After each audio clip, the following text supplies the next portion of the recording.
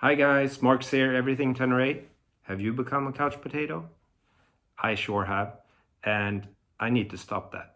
And why is that? Yeah, because it will improve your riding, especially doing harder trails or technical riding on, enduro tracks or whatnot, because you know as well as me that it can be really exhausting.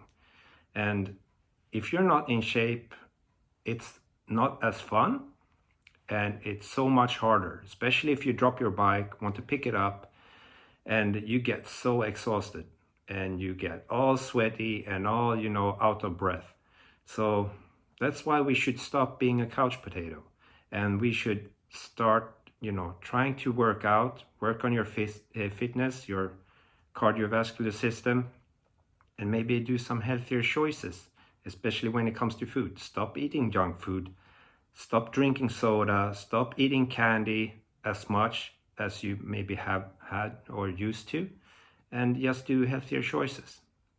So for me, I know I have some issues. I have a busted up knee, I have busted up shoulders, I have issues with my lower back, and all these kind of small issues really show themselves when doing technical riding, because you get really fatigued in your lower back. You easily hurt your knee when picking up your bike or maneuvering the bike in tight situations and so on. So I'm just gonna give you some tips, what I'm doing to, make this not happen and make my body feel good and get stronger and maybe do not get out of breath as quickly as I used to. So giving you a background story, I used to work out a lot, at least 4 times a week at the gym.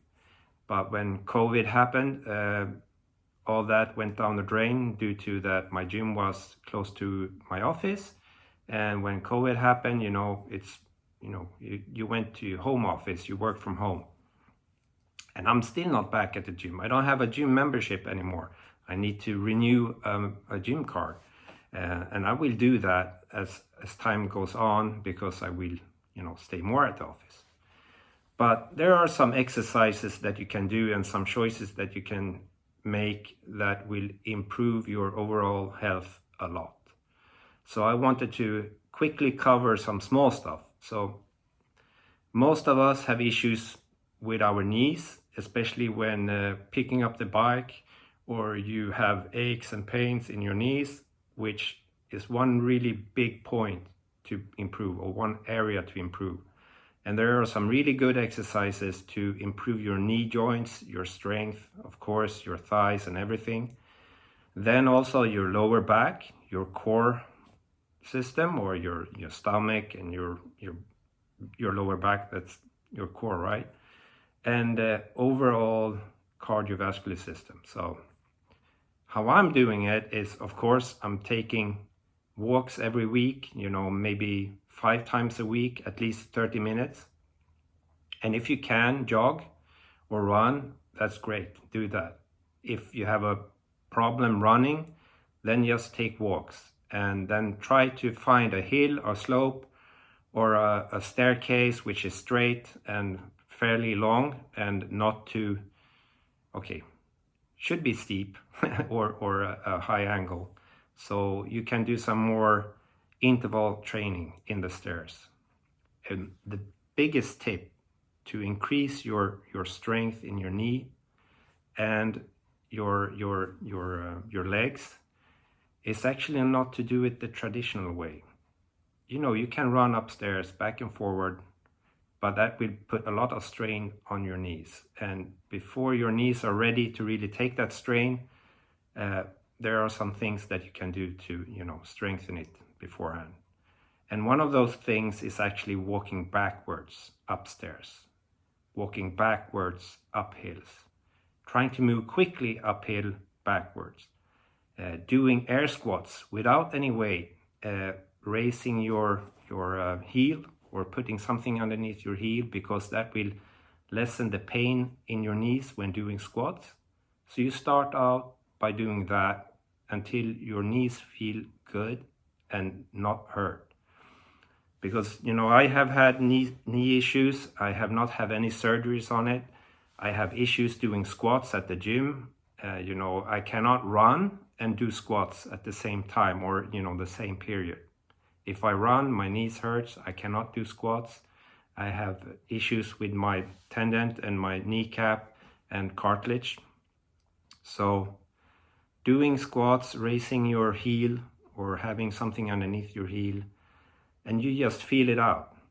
Just feel it out. It should not hurt. Do the exercises, maybe 20 reps of air squats, you know, through do 2 or 3, you know, goes of that. So you're doing 60 reps. Less if you cannot handle, you know, 60 or 20 at one go, of course. Add weight if you can, you know, if you have barbells or a kettlebell, you know, just hold on to that and do that. And your knees will improve a lot. Also, pulling things backwards is a really great exercise. So many gyms have sleds, and traditionally you push on the sled. But try pulling on the sled instead. If you have a rope and maybe that you can hold on to, or a harness or some sort, you know, that's a great thing. And check out this Instagram page, and I think you can search on YouTube as well. So there is a guy that's called Knees Over Toes, Knees Over Toes. And he has some great exercises that you can follow. The second thing I do is, of course, doing a few sit-ups. That never hurts to increase your core strength. Doing back raises, or laying flat on my stomach, raising my back, and also doing, as we call it here in Sweden, the plank or the board. So you pretty much stand on your elbows and keeping your back straight, and you know that will increase your core strength. Doing push-ups, always good, you know, riding the bike hard, you know, all this, you know, takes strain.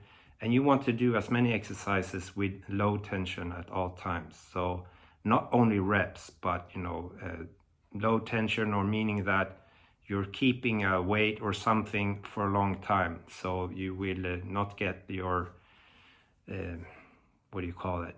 Acidic muscle strain. I don't know the name in English. So that's great exercises. If you all do this, your riding capability will improve a lot. And I will try to get in shape, because I know I'm a bit overweight now, you know, ordering rear springs and so on for your bike. And then you find out that you're like 20 pounds heavier than you should be, and you have to add a lot of preload. Adding a lot of preload for a spring that's supposed to maybe be for a 85 kilo rider weight, and then all of a sudden you're 90 kilos without gear. Then you have to add preload, and if you add a lot of preload, you know, the suspension will not work as good as it would with no preload and correct sag. So yeah, I want to improve that. I hope this will, you know, make you guys think about, you know, maybe trying to work out a bit. Then we, of course, come to, you know, pre-season bike training, or doing slow speed maneuvers, and just work on your balance and everything like that. And you can do that at home as well, you know, standing on one leg, or if you have a balance board or whatnot, and doing more exercises to improve your balance outside of the bike will improve your balance on the bike as well. So yeah, that's it for now. So I'm not going to show you all the exercises I do, but, you know, please comment if there's something you want to know. You know, I'll do some short clips and get back to you guys with more maybe interesting stuff. Let's see if this works, and join me in this action to get rid of that couch potato and that beer belly and those unhealthy behaviors, all the unhealthy foods and all that stuff. Try to eat well and stay off of junk food. That's pretty much it. So Not maybe the very most interesting video I have made, but I'm sure you guys can relate to my, my feeling right now, that I feel a bit out of shape, and I need to start getting into shape for this riding season that hopefully will start soon, because the weather is getting better, the temperature's going up, and I'm just waiting for all the packed snow and ice on the small gravel roads to clear out so I can go out and have fun. So stay safe, guys, take care, try to work out, and don't do anything stupid. Cheerios, bye bye.